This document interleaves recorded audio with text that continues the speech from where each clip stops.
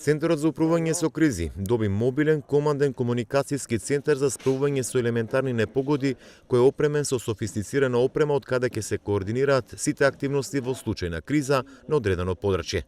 Станува збор за контейнер опремен со монитори, агрегати, сателитски врски, интернет и други системи, што го набави Центарот за развој на Југоисточниот плански регион во рамките на проектот HELP од програмата за прекогранична соработка со соседна Грција.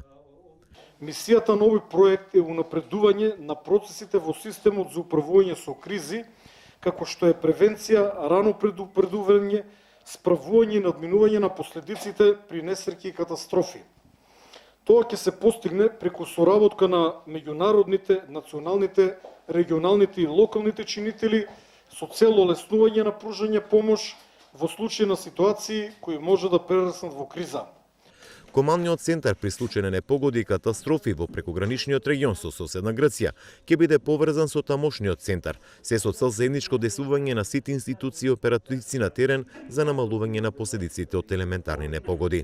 И ќе служи не само за југоисточниот регион на Република Северна Македонија, меѓутоа секаде каде што има потреба во државата ќе биде однесен, транспортиран од причини што овој ваков софистициран контейнер е прв во нашата држава што е донесен.